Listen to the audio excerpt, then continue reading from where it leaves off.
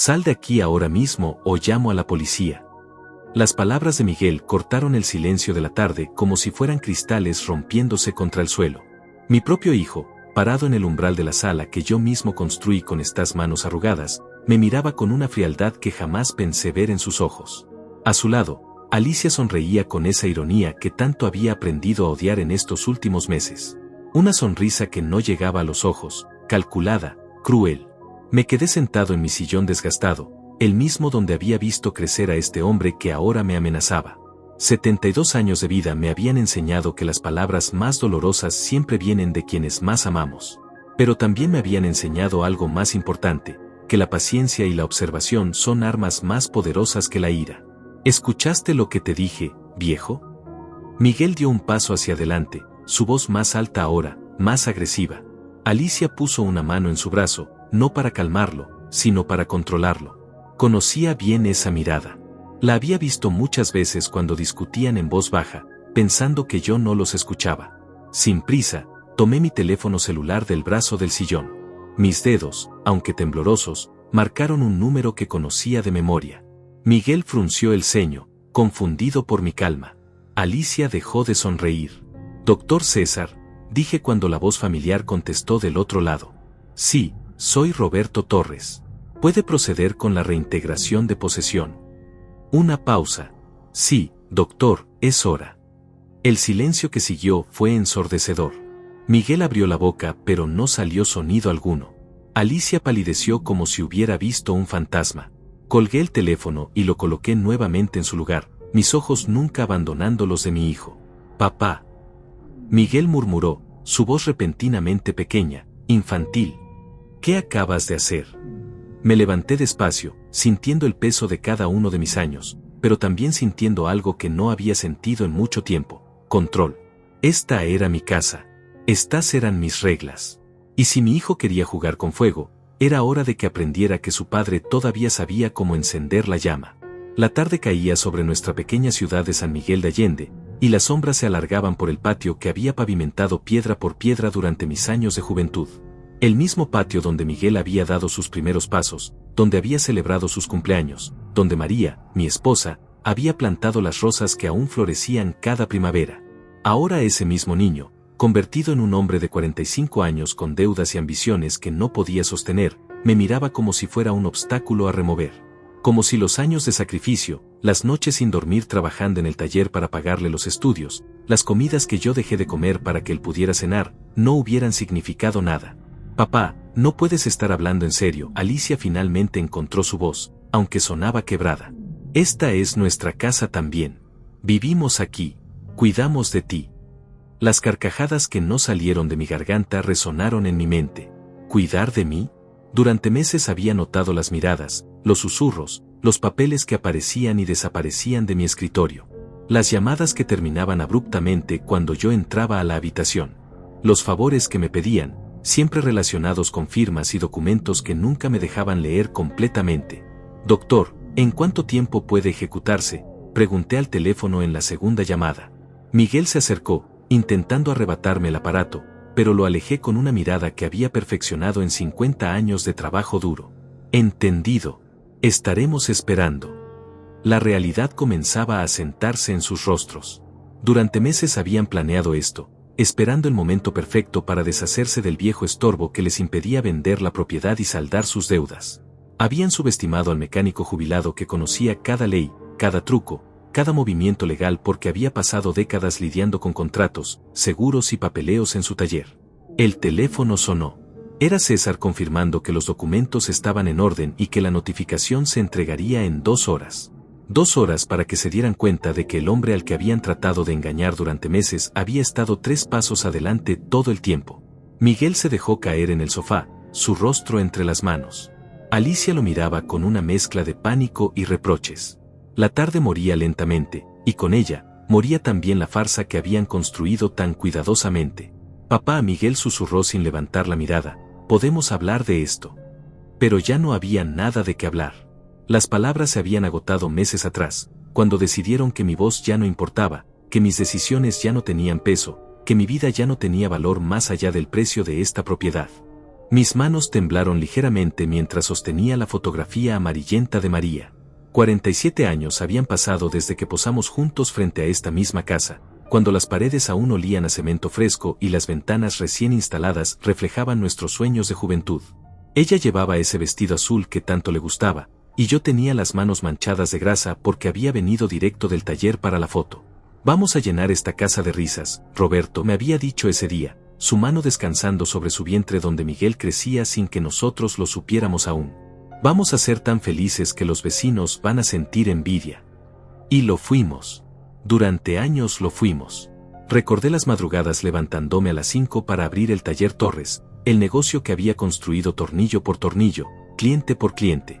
Las manos siempre sucias, la espalda siempre adolorida, pero el corazón lleno porque cada peso que ganaba era un ladrillo más en el futuro de mi familia. Miguel había nacido en esta casa, en la habitación que ahora él y Alicia ocupaban. María había insistido en que naciéramos aquí, en nuestro hogar, rodeado del amor que habíamos construido juntos. Yo había pintado las paredes de amarillo porque no sabíamos si sería niño o niña, y habíamos puesto música clásica durante todo el embarazo porque María creía que eso lo haría más inteligente. Papá, ¿por qué no puedes ser razonable? La voz de Miguel me sacó del recuerdo. Seguía sentado en el sofá, pero ahora me miraba con esa expresión que había heredado de su madre cuando quería convencerme de algo. La misma inclinación de cabeza, la misma sonrisa que no llegaba a los ojos. Pero esta vez no funcionaría.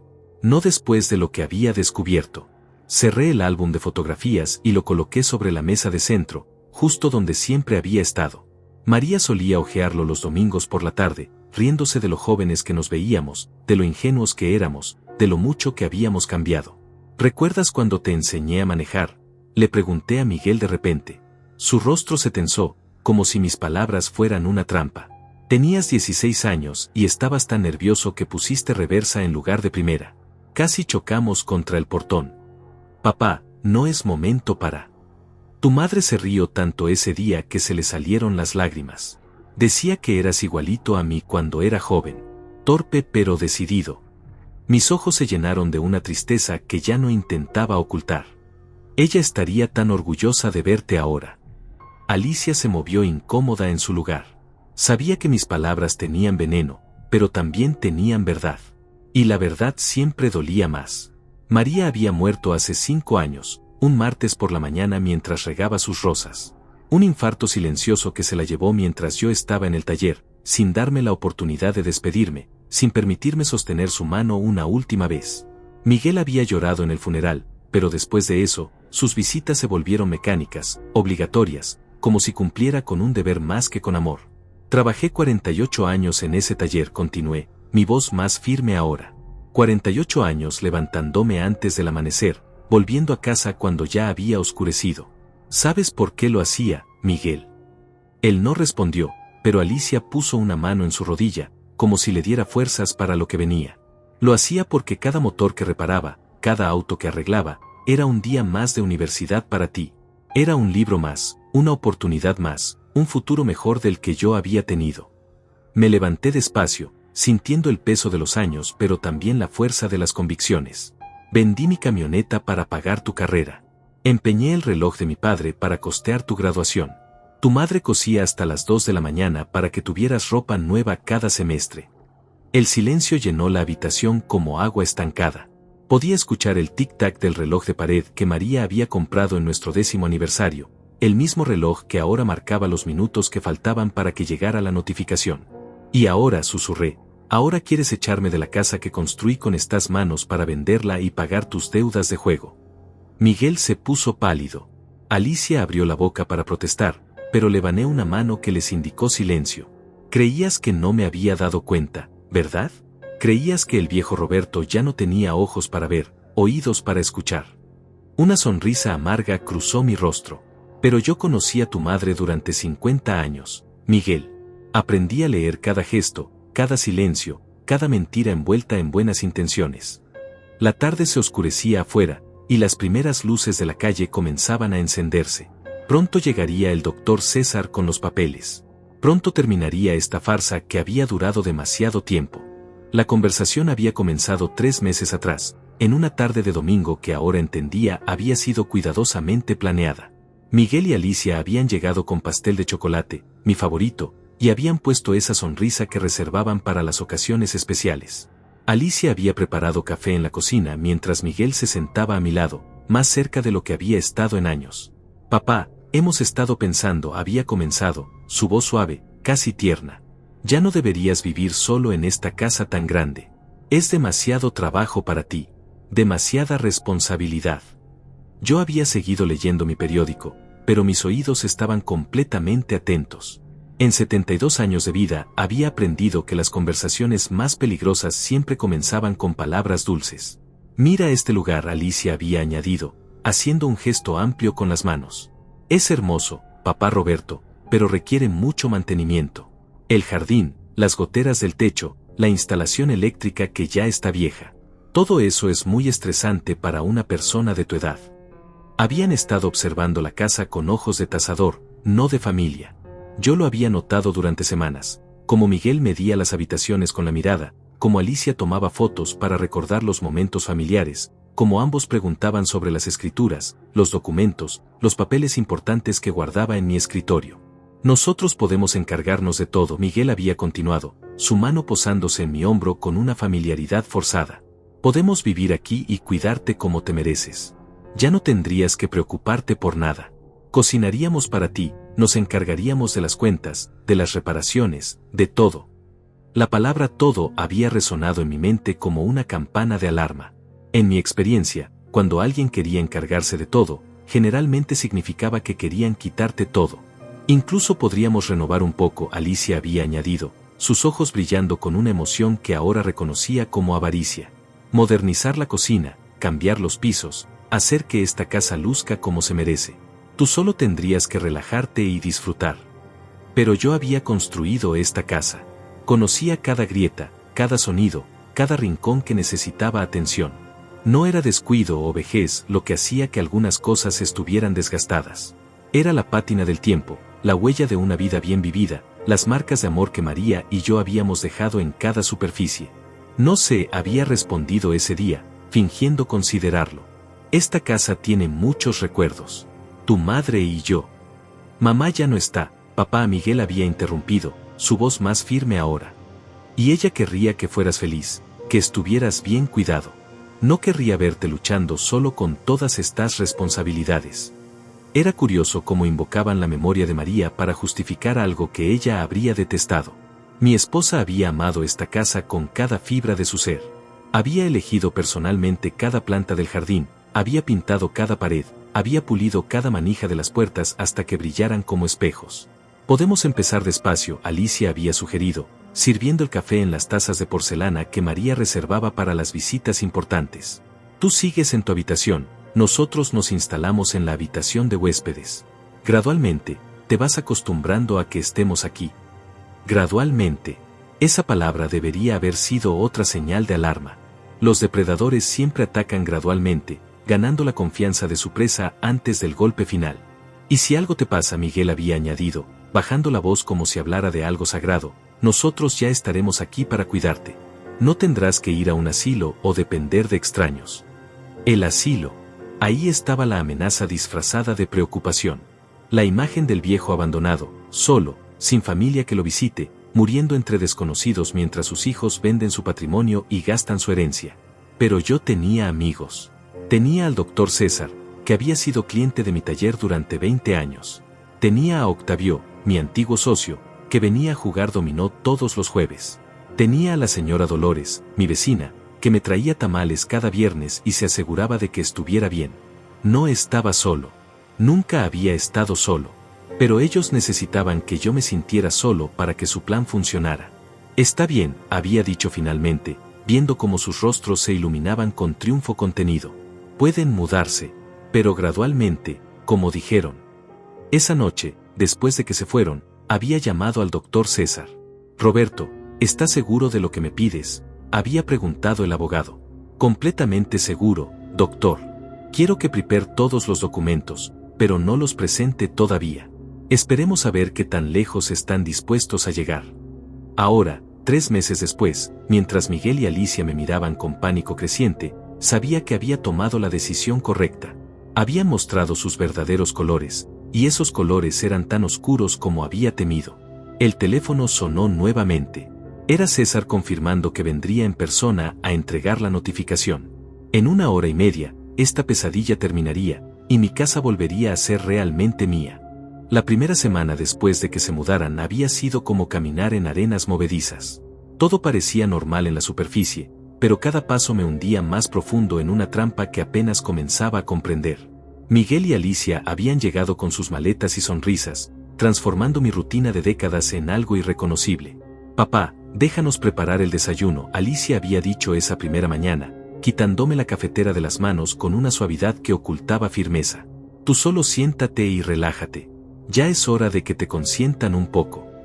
Me había sentado en mi lugar habitual en la mesa de la cocina, el mismo lugar donde había desayunado durante 40 años, pero algo se sentía diferente. La silla ya no parecía mía.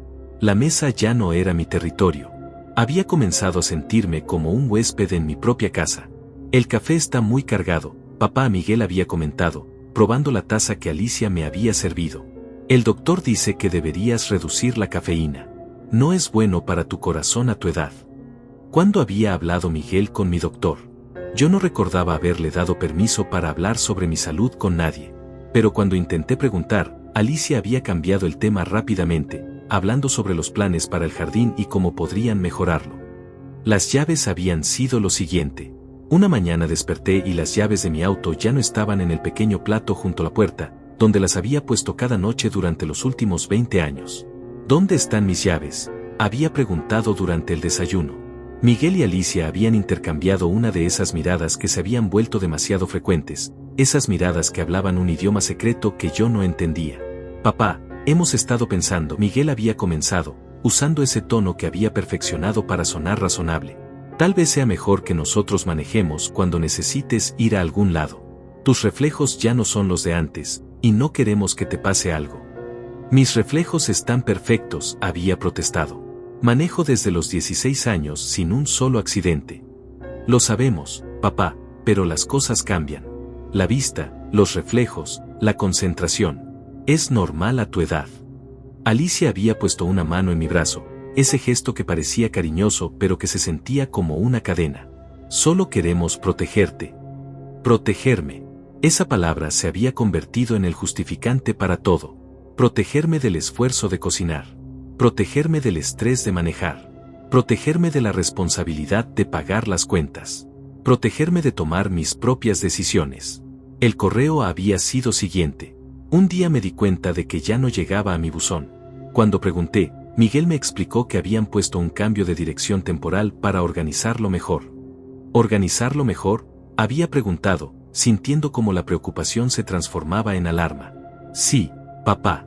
Hay tantas cuentas, tantos papeles importantes. Es mejor que nosotros nos encarguemos de clasificar todo. Así tú no te preocupas por nada aburrido». Pero mis cuentas nunca habían sido aburridas para mí. Eran parte de mi autonomía, de mi control sobre mi propia vida.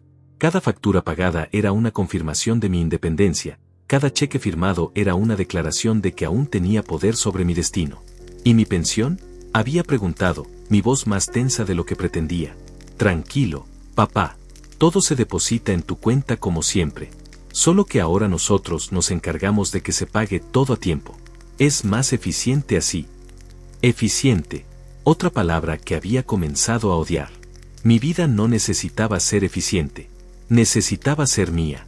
Las visitas habían sido el siguiente paso en su estrategia. Octavio había venido un jueves para nuestro dominó semanal, una tradición que habíamos mantenido durante 15 años. Pero cuando llegó, Alicia le había abierto la puerta con una sonrisa que no llegaba a sus ojos. «Ay, Octavio, qué pena. Roberto está descansando. El doctor dice que necesita más descanso últimamente. Tal vez otro día». Yo había escuchado la conversación desde mi habitación, donde había estado leyendo, perfectamente despierto y con ganas de ver a mi amigo. Pero cuando intenté levantarme para saludar a Octavio, Miguel había aparecido en la puerta. «Papá, no deberías levantarte tan rápido. Puedes marearte». «No estoy mareado», había protestado. «Mejor quédate descansando un rato más». Octavio ya se fue. Le dijimos que te llamaríamos cuando te sintieras mejor. Esa noche había intentado llamar a Octavio para explicarle, pero mi teléfono fijo no había dado tono. Miguel me había explicado que habían tenido problemas con la línea y que lo arreglarían pronto. Mientras tanto, puedes usar mi celular si necesitas hacer alguna llamada importante, había ofrecido Alicia. Pero ¿cómo podía explicarle a Octavio que mis propios hijos me mantenían prisionero en mi casa, usando el teléfono de la carcelera? Los medicamentos habían sido el paso final en su plan. Una mañana había despertado para encontrar mis pastillas para la presión organizadas en un dispensador semanal. Es mejor así, papá. Te aseguras de tomar la dosis correcta cada día. Miguel había sonado tan convincente, tan preocupado. A veces los mayores se confunden con las medicinas. Pero yo llevaba tomando las mismas pastillas durante 5 años. Conocía mi dosis, mi horario, mis efectos secundarios. No necesitaba que nadie más organizara mi medicación. Además, Alicia había añadido, hemos hablado con tu doctor y dice que tal vez necesites algo para ayudarte a dormir mejor. Y algo para la ansiedad. Es normal a tu edad tener problemas para relajarse. ¿Ansiedad? ¿Problemas para dormir? Había dormido perfectamente bien hasta que ellos llegaron a mi casa. La única ansiedad que sentía venía de verme gradualmente despojado de todo lo que me hacía sentir humano. No necesito pastillas para dormir, había dicho firmemente. Papá, déjanos cuidarte. Es lo que mamá habría querido. Otra vez invocando a María. Otra vez usando su memoria como arma contra mí. Pero María nunca habría querido verme convertido en un fantasma en mi propia casa, dependiendo de otros para las decisiones más básicas, perdiendo pedazo por pedazo todo lo que me hacía ser quien era. Ahora, sentado en mi sillón mientras Miguel y Alicia me miraban con terror creciente, me daba cuenta de que habían calculado mal. Habían asumido que un hombre de 72 años sería fácil de manipular, fácil de controlar, fácil de despiar de su dignidad. Habían olvidado que este hombre de 72 años había construido un negocio de la nada, había criado una familia, había sobrevivido guerras, crisis económicas y pérdidas personales. Habían olvidado que la experiencia es el arma más poderosa que puede tener un hombre. El sonido de un auto deteniéndose frente a la casa rompió el silencio. Miguel se asomó por la ventana y palideció aún más. «Es un carro oficial», murmuró. «Sí», respondí calmadamente. «Es el doctor César. Viene a entregar una notificación». El timbre resonó por toda la casa como una campana de iglesia anunciando el final de una era. Miguel se había quedado paralizado junto a la ventana, viendo cómo el doctor César bajaba de su Mercedes negro con un portafolios de cuero en la mano. Alicia se mordía las uñas, un hábito nervioso que había desarrollado en las últimas semanas, como si su subconsciente hubiera sabido que este momento llegaría. «Buenas tardes, don Roberto». César entró con la autoridad de quien ha librado batallas legales durante 30 años. Su cabello gris perfectamente peinado y su traje impecable contrastaban con el ambiente de tensión que llenaba mi sala. «Señor Miguel, señora Alicia». Lo saludó con esa cortesía profesional que mantienen los abogados incluso cuando están a punto de destruir la vida de alguien. Miguel intentó sonreír, pero el resultado fue una mueca grotesca que solo evidenció su pánico. «Doctor César», Miguel se acercó con la mano extendida. «Qué gusto verlo. ¿A qué debemos el honor de su visita?» César no le estrechó la mano. En su lugar, abrió el portafolios y sacó un sobremanila grueso. El sonido del papel fue como un látigo en el silencio. «Vengo a entregar una notificación judicial», dijo con voz clara, mirando directamente a Miguel.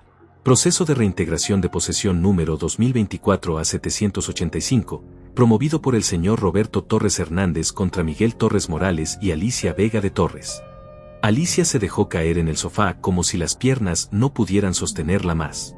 Miguel tomó el sobre con manos temblorosas, sus ojos moviéndose rápidamente sobre las líneas escritas, tratando de procesar lo que estaba leyendo. «Papá», susurró sin levantar la vista del documento, «esto no puede ser real». «Es completamente real, hijo». Mi voz sonó más firme de lo que había sonado en meses. «Y es completamente legal».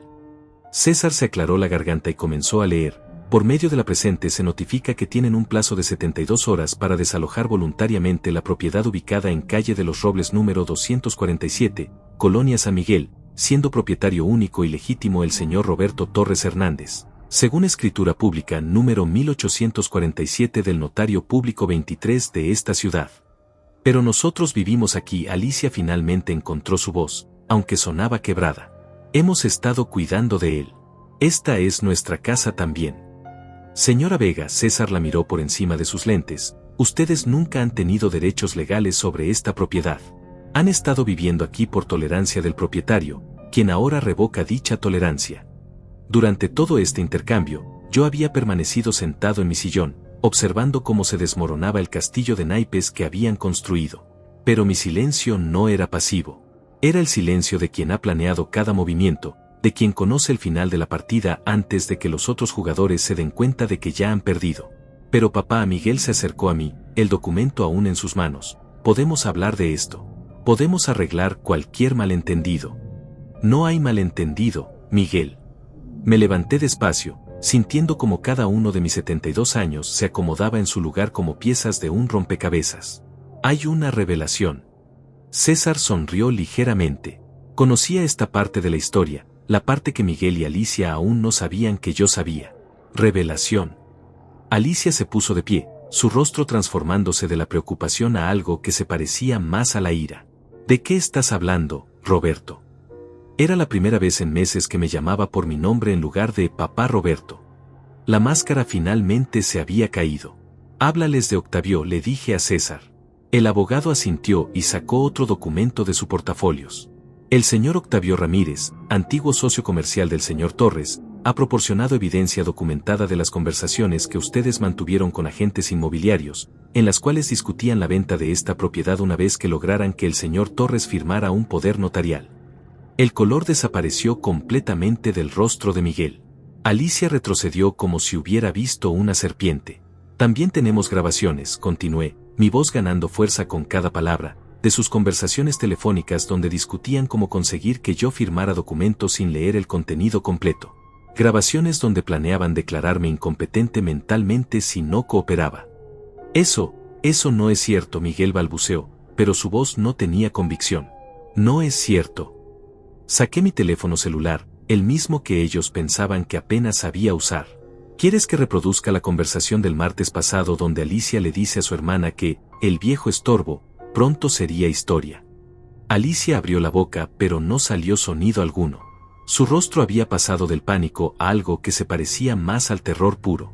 O tal vez prefieres escuchar la conversación donde planean vender la casa por 2 millones de pesos para pagar tus deudas de juego en el casino de la ciudad. Mis ojos se clavaron en Miguel con una intensidad que no había sentido en años. Sí, hijo, también sé de tus deudas. También sé que le debes dinero a gente muy peligrosa. César tomó el control de la situación nuevamente. Además de la reintegración de posesión, el señor Torres está considerando presentar cargos por fraude intentado, abuso de confianza y maltrato a persona de la tercera edad. Maltrato. Miguel repitió la palabra como si no pudiera procesarla. Aislar a una persona de sus amigos, controlar su correspondencia, manipular su medicación, restringir su movilidad y libertad de decisión, enumeró César como si estuviera leyendo de un manual legal. Todo eso constituye maltrato según el Código Penal de este estado. La habitación se llenó de un silencio tan denso que podía cortarse. El reloj de pared seguía marcando los segundos, pero el tiempo parecía haberse detenido.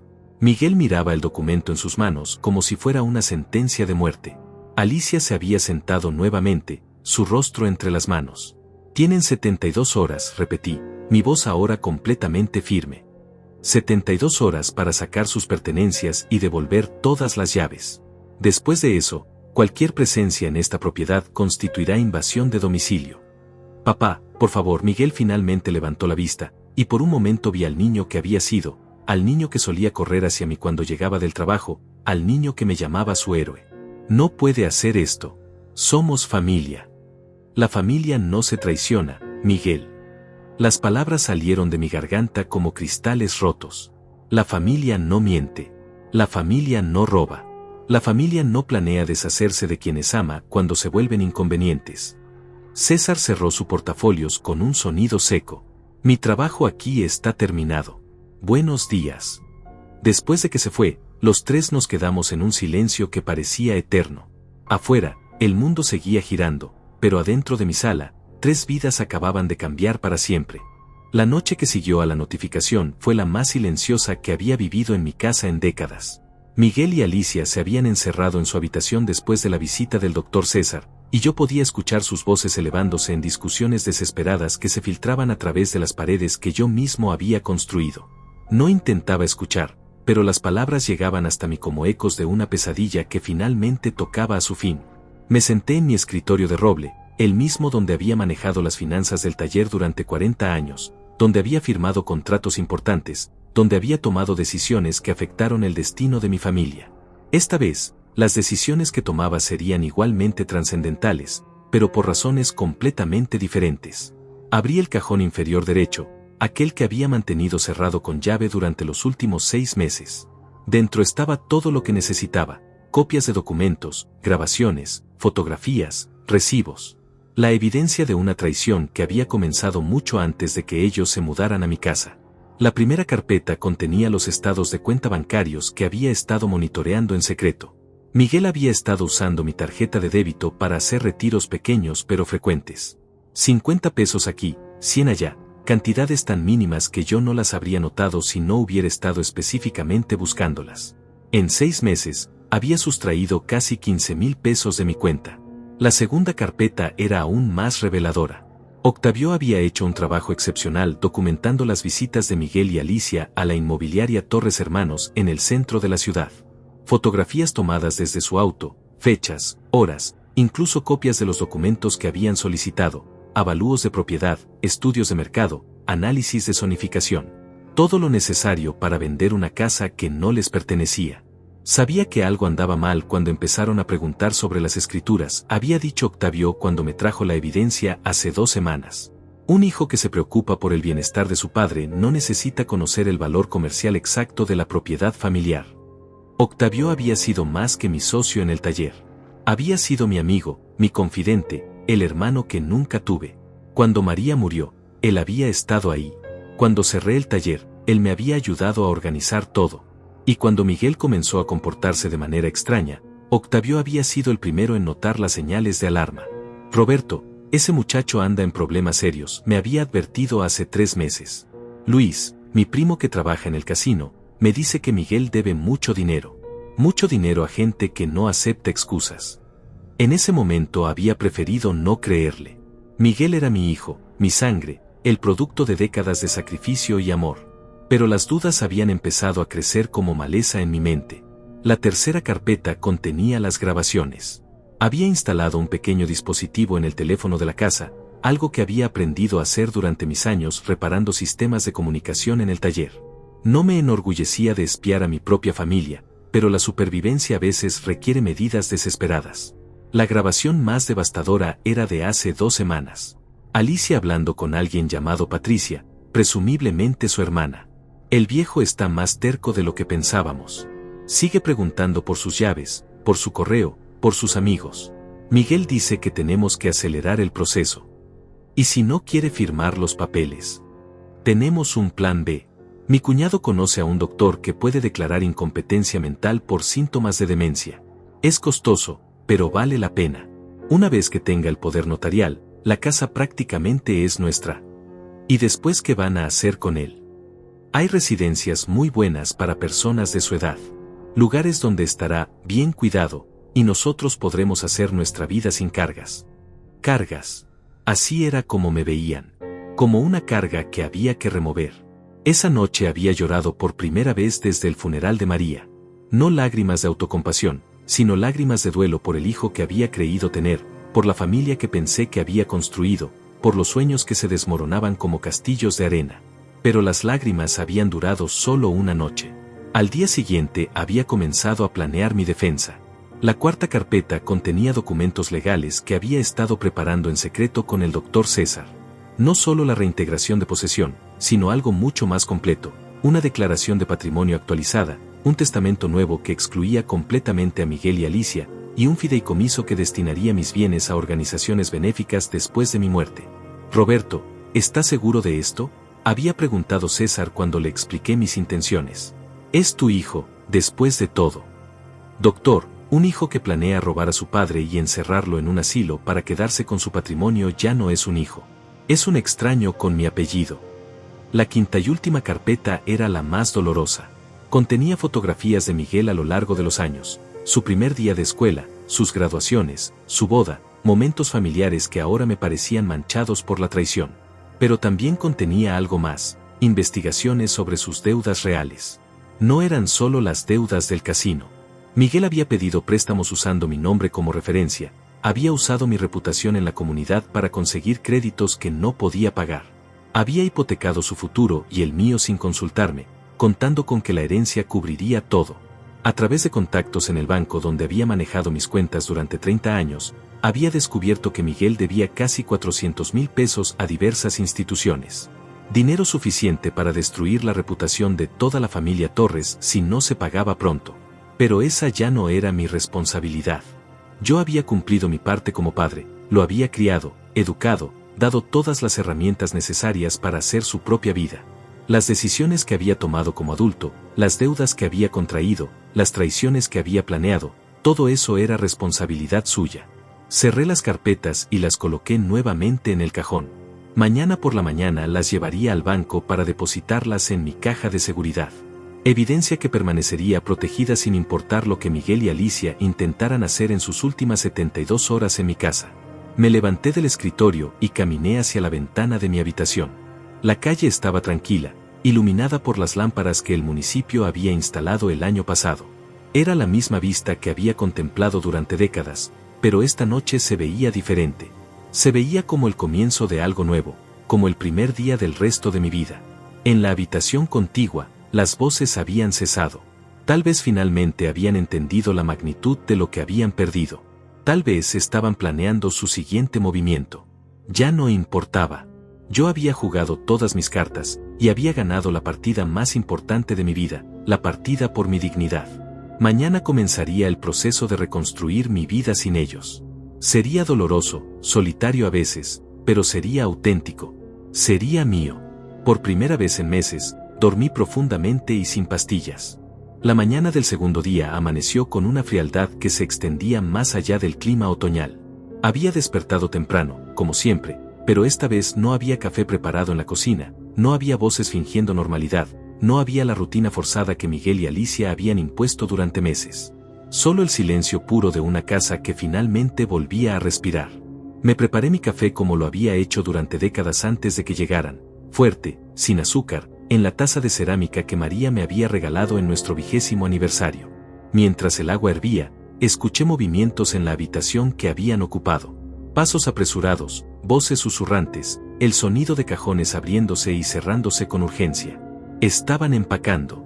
La realidad finalmente había penetrado en sus mentes. A las 9 de la mañana, Miguel apareció en la cocina. Su rostro mostraba las marcas de una noche sin sueño, ojeras profundas, barba sin afeitar, el cabello desordenado. Se veía como un hombre derrotado, y tal vez por primera vez en años, esa apariencia reflejaba exactamente lo que era. «Buenos días, papá», dijo con una voz que intentaba sonar normal pero que se quebraba en los bordes. No respondí. Continué bebiendo mi café, mirando por la ventana hacia el jardín que María y yo habíamos plantado juntos. Las rosas seguían floreciendo, ajenas al drama humano que se desarrollaba a su alrededor. «Papá, necesitamos hablar». Miguel se sentó frente a mí, en la silla que Alicia había reclamado como suya durante estos meses. «Por favor». Finalmente lo miré. Era extraño como un hombre de 45 años podía verse tan pequeño, tan perdido.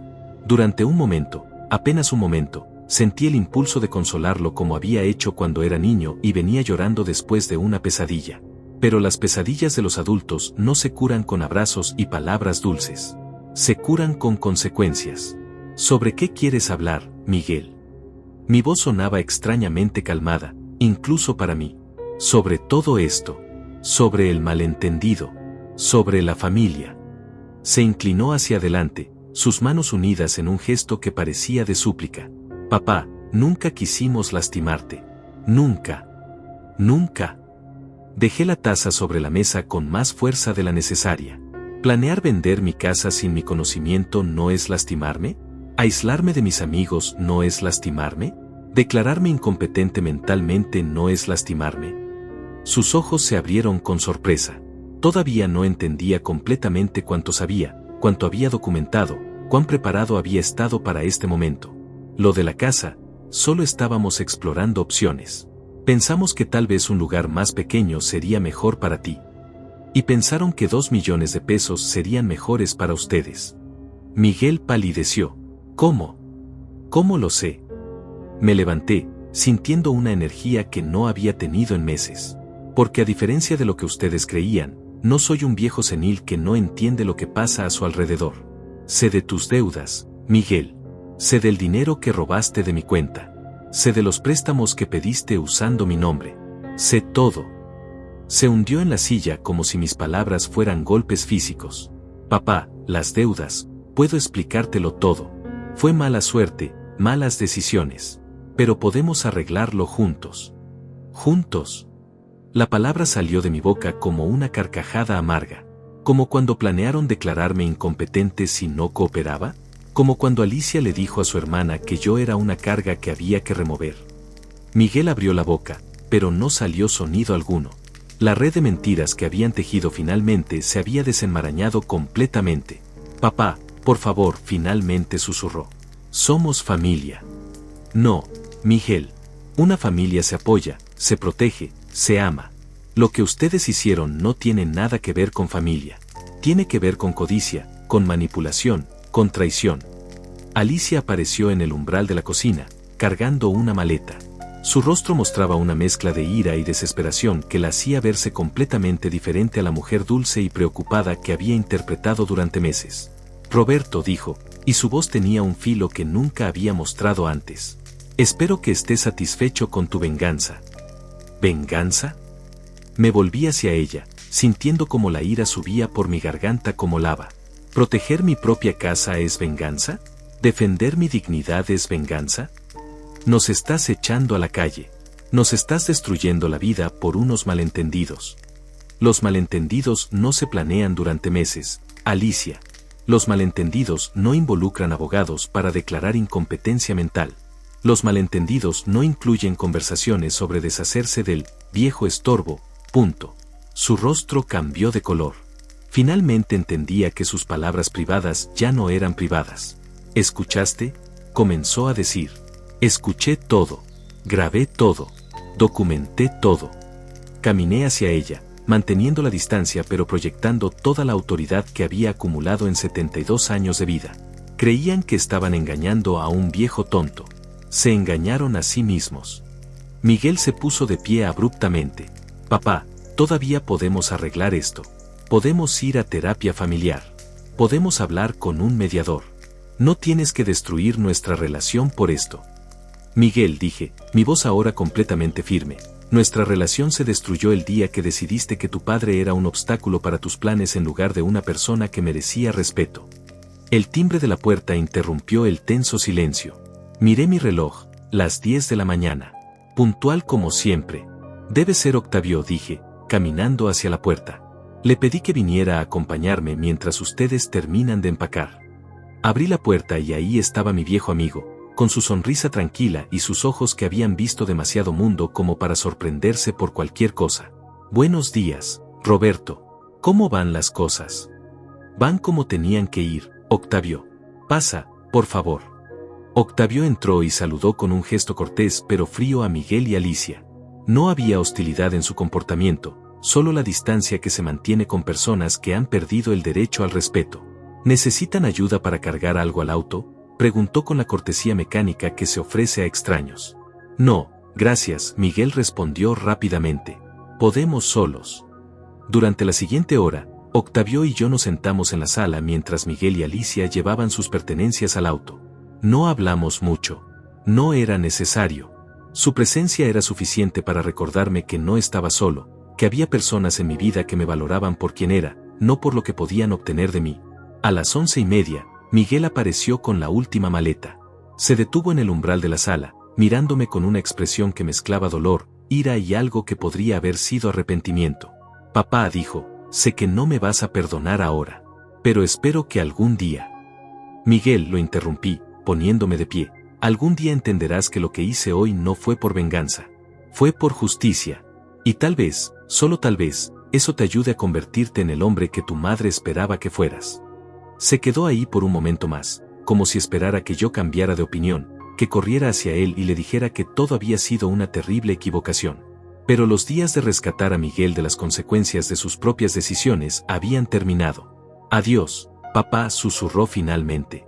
Adiós, Miguel. La puerta se cerró con un sonido definitivo. Octavio y yo escuchamos el motor del auto encenderse, y luego el silencio gradual de alejarse por la calle. Me senté nuevamente en mi sillón, el que había sido mío durante décadas y que ahora volvía a serlo completamente. ¿Estás bien?, preguntó Octavio. Reflexioné sobre la pregunta. ¿Estaba bien? Había perdido a mi hijo, había expuesto la traición de mi familia, había elegido la soledad sobre la compañía venenosa. Sí, Octavio, respondí finalmente. Por primera vez en meses, estoy bien. 3 días después de que Miguel y Alicia abandonaran mi casa, el doctor César me llamó con noticias que no me sorprendieron pero que confirmaron la magnitud del desastre que habían creado alrededor de sus vidas.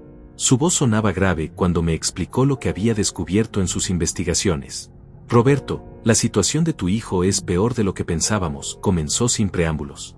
Las deudas no son solo del casino. Ha estado involucrado en un esquema piramidal que colapsó la semana pasada. Perdió no solo su dinero, sino el dinero de varios inversionistas que confiaron en él. Me senté en mi escritorio, el mismo donde había planeado mi defensa durante meses. Afuera, la vida seguía su curso normal, niños yendo a la escuela, vecinos regando sus jardines, el cartero haciendo su ronda diaria. Todo parecía extraordinariamente pacífico después de la tormenta que había vivido en mi propia casa. ¿Qué tipo de consecuencias estamos hablando, doctor? Legales y financieras.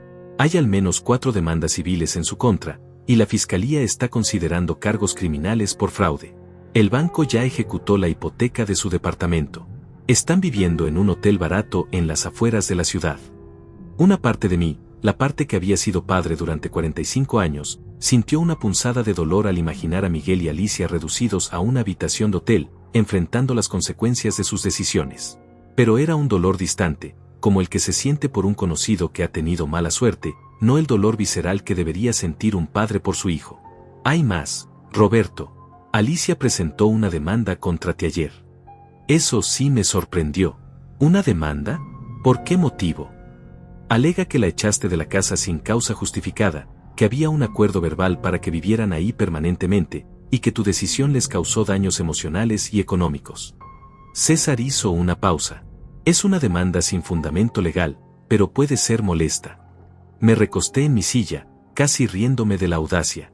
Incluso después de ser expuestos, incluso después de que sus planes se habían desmoronado completamente, seguían tratando de extraer algo de la situación.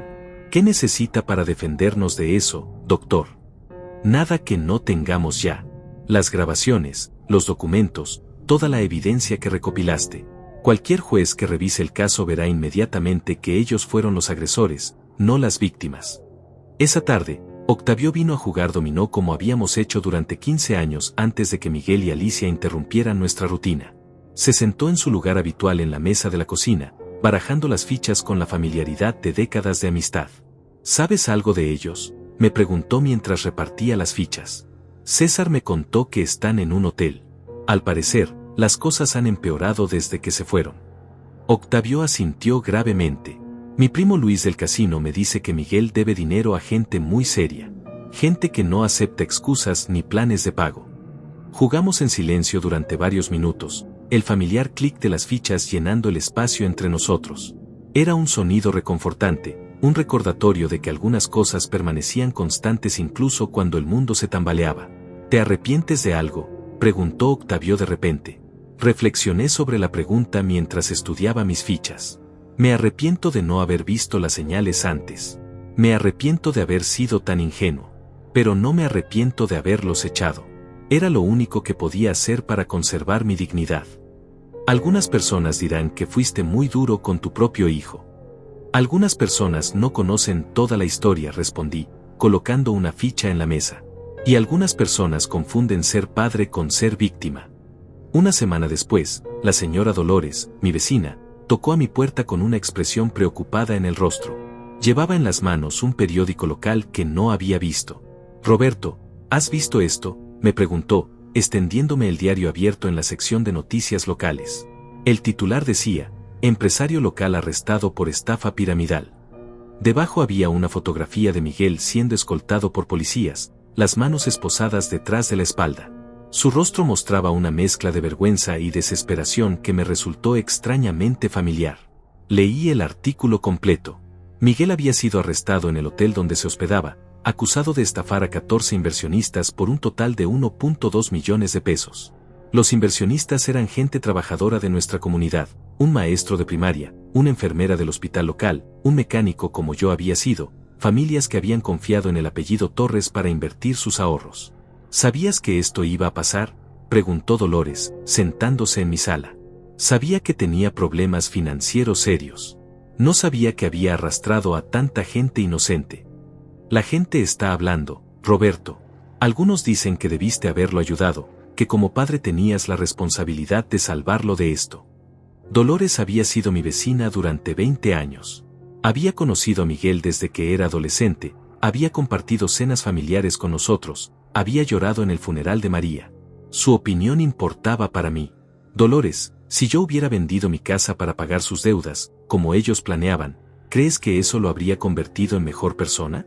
¿O simplemente habría aprendido que siempre habría alguien para rescatarlo de las consecuencias de sus decisiones? Ella reflexionó sobre mis palabras, sus manos arrugadas jugando con el borde del periódico. Además, continué, cada peso que yo hubiera puesto para cubrir sus deudas habría sido un peso menos que esas familias podrían recuperar. Mi dinero no habría resuelto el problema, solo habría cambiado quien pagaba por sus errores. 2 días después, Alicia apareció en mi puerta. Estaba sola, demacrada, con ojeras profundas y ropa que parecía no haber sido cambiada en días. Era como ver el fantasma de la mujer que había conocido. Roberto, por favor, comenzó antes de que yo pudiera decir palabra. Necesito hablar contigo. No la invité a pasar. Nos quedamos en el umbral, separados por años de mentiras y una distancia que ya no se podía cerrar. Miguel está en la cárcel. No tengo dinero para un abogado. No tengo trabajo. No tengo a dónde ir. Sus palabras salían entrecortadas, como si hablar le costara un esfuerzo enorme. Sé que lo que hicimos estuvo mal. Sé que te lastimamos. Pero por favor, no puedes dejarnos caer así.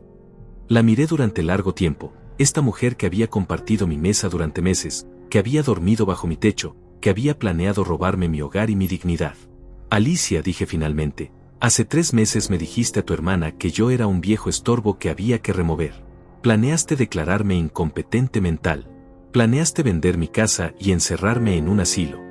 Mi voz se mantuvo calmada, pero cada palabra llevaba el peso de meses de dolor. Ahora vienes a pedirme ayuda porque las consecuencias de tus decisiones finalmente te alcanzaron. Roberto, por favor. Durante meses me trataste como si fuera un objeto, no una persona. Me quitaste mi autonomía, mi dignidad, mi libertad. Y ahora quieres que te trate mejor de lo que tú me trataste. Lágrimas comenzaron a correr por sus mejillas. Tal vez eran genuinas, tal vez era otra actuación. Ya no importaba. La vida es una maestra severa, Alicia.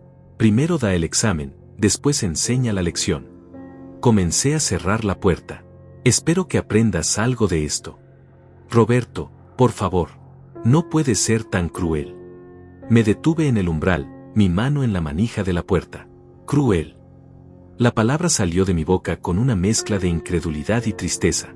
Cruel es planear robar la casa de un viejo de 72 años. Cruel es aislar a un padre de sus amigos y su autonomía. Cruel es usar el amor de alguien como arma en su contra. Cerré la puerta con suavidad, pero con firmeza. Desde adentro, escuché sus sollozos durante varios minutos antes de que finalmente se alejara. Esa noche, sentado en mi sillón con una taza de té caliente, reflexioné sobre los eventos de las últimas semanas. Había ganado la guerra por mi dignidad, pero el costo había sido alto. Había perdido a mi hijo, había expuesto la corrupción en mi propia familia, había elegido la justicia sobre la compasión mal entendida.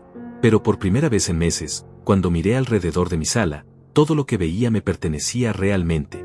No había mentiras escondidas en los rincones, no había traiciones susurrándose en las habitaciones contiguas, no había planes siniestros desarrollándose bajo mi propio techo. Era mi casa, era mi vida, era mi elección. Y finalmente, después de tanto tiempo, volvía a ser libre. 6 meses habían pasado desde que Miguel y Alicia abandonaron mi casa, y la primavera había llegado con una intensidad que no recordaba haber sentido en años. Las rosas de María florecían con un vigor renovado, como si también ellas hubieran estado esperando que la toxicidad abandonara el jardín para poder respirar libremente. Me despertaba cada mañana sin la sensación de caminar sobre arenas movedizas que había dominado mi vida durante tanto tiempo. Mi rutina había vuelto a ser mía: café fuerte a las 6 de la mañana, periódico leído completo sin interrupciones, conversaciones telefónicas con quien yo quisiera, cuando yo quisiera. El doctor César había visitado la semana anterior para informarme que la demanda de Alicia había sido desestimada completamente. El juez no solo había rechazado sus alegatos, sino que había ordenado que pagara las costas del proceso. La justicia, aunque lenta, finalmente había prevalecido. ¿Y Miguel?, había preguntado, aunque parte de mí no quería saber la respuesta. 6 años de prisión. Podría salir en 4 con buena conducta. César había pausado antes de continuar. Roberto, quiero que sepas que varios de los inversionistas estafados se han acercado a mí. Quieren agradecerte por no haber cubierto las deudas de Miguel. Dicen que si hubieras pagado, ellos nunca habrían recuperado nada. Esas palabras me habían traído una paz que no esperaba. Tal vez mi decisión había sido correcta no solo para mí, sino para todas las familias que habían sido víctimas de la ambición descontrolada de mi hijo. Octavio seguía viniendo a jugar dominó todos los jueves. Nuestra amistad se había fortalecido durante esta crisis, y ahora entendía el valor inestimable de tener personas en mi vida que me querían sin condiciones, sin agenda oculta, sin planes de beneficiarse de mi existencia. ¿Te sientes solo a veces?, me había preguntado hace un mes mientras barajaba las fichas. A veces, había respondido honestamente. Pero hay una diferencia enorme entre estar solo y estar traicionado. Prefiero la soledad honesta a la compañía venenosa. La señora Dolores había aumentado la frecuencia de sus visitas, trayéndome tamales los viernes y quedándose a conversar sobre la vida del barrio, los nietos, los cambios en la ciudad. Conversaciones simples, auténticas, sin segundas intenciones. Una tarde de abril, mientras regaba las rosas del jardín, escuché que alguien tocaba el portón. Al abrir, me encontré con una mujer joven de unos 30 años, acompañada de un niño de quizás 8 años que se escondía tímidamente detrás de ella. «¿Señor Roberto Torres?», preguntó con una sonrisa nerviosa. «Sí, soy yo. Mi nombre es Valeria Sánchez. Mi esposo era uno de los inversionistas que Miguel estafó». Respiró profundo antes de continuar. «Quería agradecerle personalmente por no haber cubierto sus deudas. Gracias a eso, pudimos recuperar una parte de nuestros ahorros a través del proceso legal». El niño se asomó por detrás de su madre y me extendió un dibujo. Era una casa con un jardín lleno de flores, y en el frente había un hombre mayor sonriendo. «Es usted en su jardín», explicó el pequeño con voz tímida. «Mamá dice que usted es un héroe porque hizo lo correcto aunque era difícil». Tomé el dibujo con manos que temblaron ligeramente, no por la edad, sino por la emoción. Hacía tanto tiempo que alguien no me veía como un héroe. Hacía tanto tiempo que mis decisiones no eran interpretadas como actos de valor en lugar de crueldad. «Gracias», les dije, mi voz más quebrada de lo que pretendía. «Esto significa más para mí de lo que pueden imaginar». Después de que se fueron, colgué el dibujo en la puerta del refrigerador, donde solía estar lleno de fotografías familiares que ahora guardaba en un álbum. El dibujo se veía bien ahí, como un recordatorio de que las decisiones correctas, aunque dolorosas, eventualmente encuentran reconocimiento. Los fines de semana había comenzado a conducir por las carreteras que rodeaban la ciudad, algo que no había hecho en años. Con las ventanas abajo y el radio sintonizado en la estación de música clásica que María solía escuchar, me sentía libre de una manera que había olvidado que existía. Durante uno de estos paseos, me detuve en un mirador que overlookeaba el valle donde había crecido. La vista se extendía por kilómetros, campos verdes, montañas azules en la distancia, pequeños pueblos conectados por carreteras serpenteantes. Era la misma vista que había contemplado de niño cuando mi padre me traía aquí para enseñarme sobre la vida.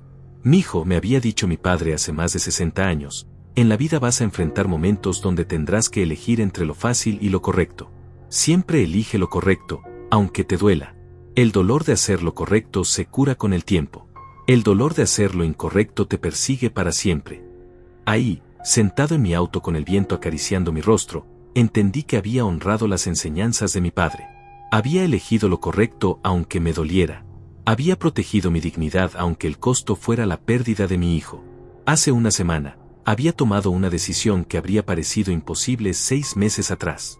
Había comenzado a dar clases de mecánica básica a jóvenes del barrio en el garaje de mi casa. 2 veces por semana, 4 muchachos venían a aprender a cambiar aceite, reparar frenos, diagnosticar problemas básicos.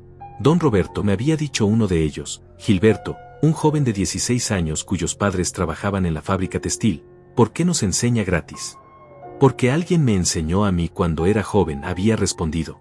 Y porque el conocimiento solo vale algo cuando se comparte. Era extraño cómo enseñar a estos jóvenes me hacía sentir más como padre de lo que me había sentido en años con Miguel. Estos muchachos me respetaban, valoraban mi experiencia, agradecían mi tiempo. No buscaban beneficiarse de mí, sino aprender de mí. Esta mañana, mientras preparaba mi café matutino, sonó el teléfono. Era una voz que no había escuchado en meses, una voz que ya no reconocía completamente. Papá, soy Miguel. Me senté lentamente en mi silla, mi taza de café aún humeando en mis manos. Hola, Miguel. Papá, he estado pensando mucho estos meses. Sobre lo que hice, sobre lo que perdí, sobre quién era cuando vivía contigo. Su voz sonaba diferente, más pequeña, más quebrada. Quería pedirte perdón. Escuché en silencio, sin interrumpir. Sé que no tengo derecho a pedirte nada. Sé que destruí nuestra relación, que traicioné tu confianza, que te lastimé de maneras que tal vez nunca puedas perdonar. Hizo una pausa, y escuché algo que podría haber sido llanto. Pero quería que supieras que entiendo ahora lo que perdí. No solo perdí mi libertad o mi dinero. Perdí al mejor hombre que conocía. Perdí a mi padre. Las palabras se quedaron suspendidas en el aire entre nosotros, separados por kilómetros de distancia física y años de daño emocional. Miguel, dije finalmente, me alegra saber que estás reflexionando sobre lo que pasó. Eso es más de lo que esperaba. ¿Hay alguna posibilidad? Comenzó, pero se detuvo. ¿Alguna posibilidad de qué? De que algún día puedas perdonarme. No digo ahora. Sé que es demasiado pronto. Pero algún día, cuando salga de aquí, cuando haya demostrado que puedo ser diferente. Miré por la ventana hacia el jardín donde las rosas de María bailaban suavemente en la brisa matutina.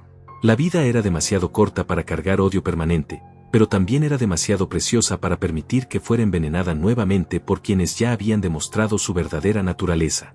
Miguel, el perdón no es algo que se otorga porque alguien lo pida. Es algo que se gana a través de acciones consistentes durante tiempo prolongado. Pausé, eligiendo mis palabras cuidadosamente. Cuando salgas de prisión, si realmente has cambiado, si realmente te has convertido en el hombre que tu madre esperaba que fueras, tal vez podamos hablar. Gracias, papá. Eso es más de lo que merezco. Cuídate, Miguel. Tú también, papá. Te amo. Colgué el teléfono y me quedé sentado en silencio durante largo tiempo. Las palabras de Miguel habían tocado algo en mi corazón, pero no habían cambiado nada fundamental. El amor hacia un hijo no desaparece completamente, pero la confianza, una vez rota de manera tan completa, requiere años para reconstruirse, si es que alguna vez se puede reconstruir. Me levanté y salí al jardín. Era un día hermoso, lleno de posibilidades. Tenía clases que dar a los muchachos del barrio, dominó que jugar con Octavio, conversaciones que compartir con Dolores. Tenía una vida que vivir, una vida que finalmente era auténticamente mía. Mientras trabajaba entre las rosas, recordé las palabras que había pensado pero nunca dicho durante los momentos más oscuros de estos últimos meses. Quisieron enterrarme.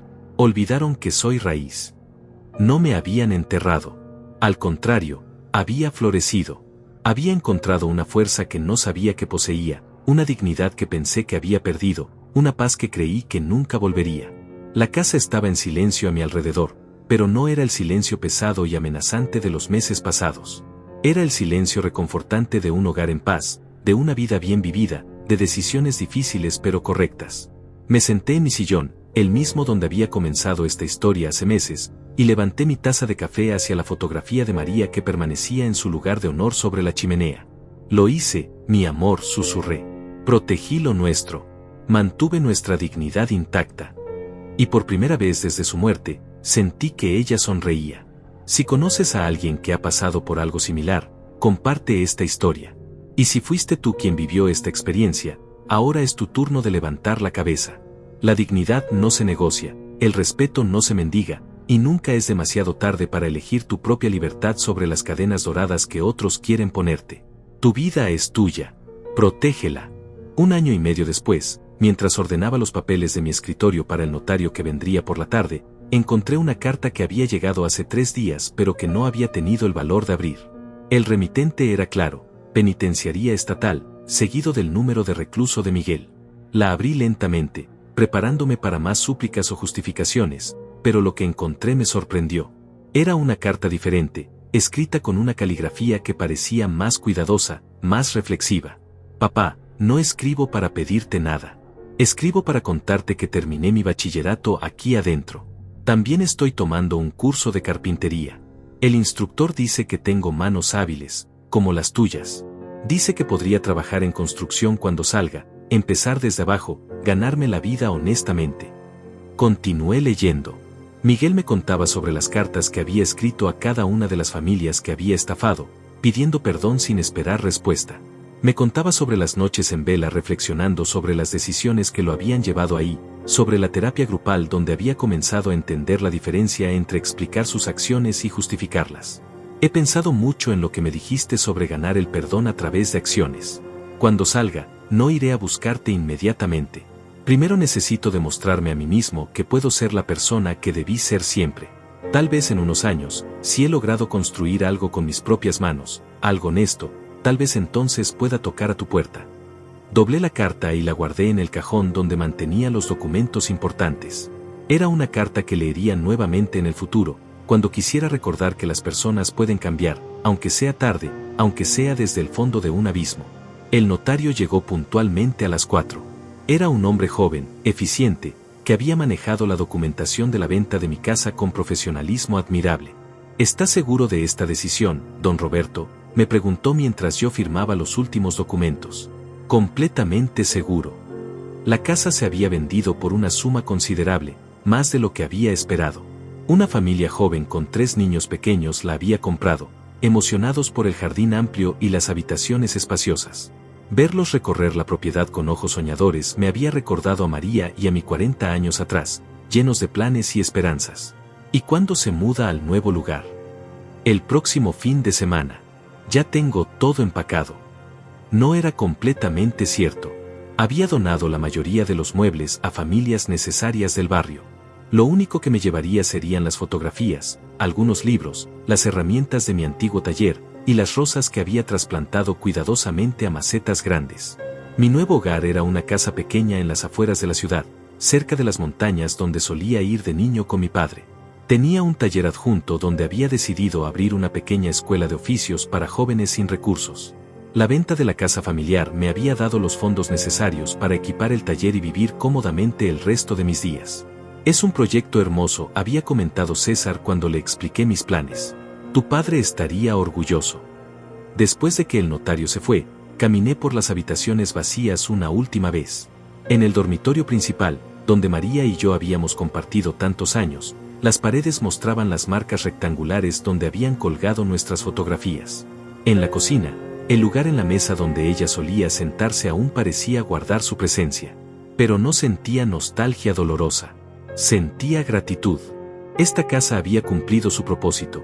Había sido el nido donde criamos una familia, el refugio donde vivimos nuestro amor, el escenario donde finalmente aprendí a defenderme. Ahora era hora de que otra familia escribiera su propia historia entre estas paredes.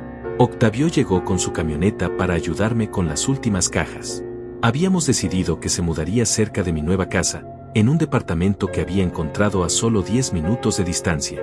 Nervioso por el cambio, me preguntó mientras cargábamos las macetas con las rosas. Al contrario, me siento como cuando era joven y todo era posible. Era verdad. A los 73 años, me sentía más vivo y con más propósito que en las últimas décadas. Tenía planes, el taller para los jóvenes, un pequeño huerto que quería plantar, libros que quería leer, lugares que quería visitar. Durante el trayecto hacia mi nueva casa, pensé en la conversación que había tenido con Valeria, la esposa del inversionista estafado, cuando vino a despedirse. Don Roberto, mi hijo dice que cuando sea grande quiere ser como usted. Valiente para hacer lo correcto aunque sea difícil. Esas palabras habían resonado en mi mente durante días. Tal vez mi historia serviría de ejemplo para otros que enfrentaran traiciones familiares, manipulaciones, situaciones donde tuvieran que elegir entre la comodidad de ser víctimas y la dificultad de defenderse. Mi nueva casa era pequeña pero luminosa, con ventanas grandes que daban a las montañas y un patio trasero perfecto para las rosas de María. El taller estaba equipado con herramientas modernas, mesas de trabajo amplias, y un área de aulas donde los jóvenes podrían aprender no solo oficios, sino valores. Escuela de Oficios María Torres, leí en voz alta el letrero que había mandado hacer. Era mi forma de honrar su memoria de manera constructiva, canalizando todo el dolor de los últimos años hacia algo que ayudara a otros. Esa noche, mi primera noche en la casa nueva, preparé café en mi cocina pequeña pero funcional y salí al patio.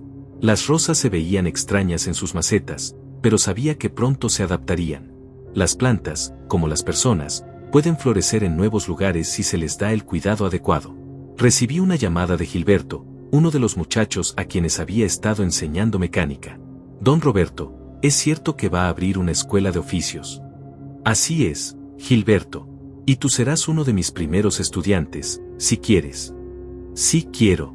Y va a enseñar mecánica también.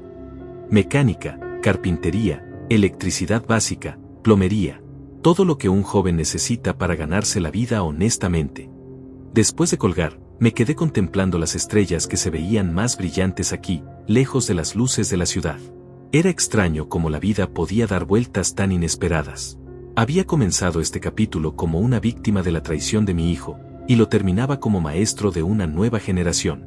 Tal vez eso era lo que realmente significaba sanar, transformar el dolor en propósito, convertir la experiencia en sabiduría que otros pudieran aprovechar. Mañana llegarían los primeros estudiantes para conocer las instalaciones. Pasado mañana comenzarían las clases formales. En un mes, tendría un grupo de jóvenes aprendiendo no solo oficios, sino el valor del trabajo honesto, la importancia de la dignidad personal, la diferencia entre pedir ayuda y ser parásito. Me levanté del banco del patio y entré a la casa. En mi nueva habitación, colgué la fotografía de María en la pared frente a mi cama. Se veía bien ahí, como si hubiera estado esperando este nuevo comienzo tanto como yo. Nuevo capítulo, mi amor, le susurré a su imagen. Creo que te va a gustar lo que viene. Por primera vez en años, me dormí con la certeza de que mañana sería mejor que hoy.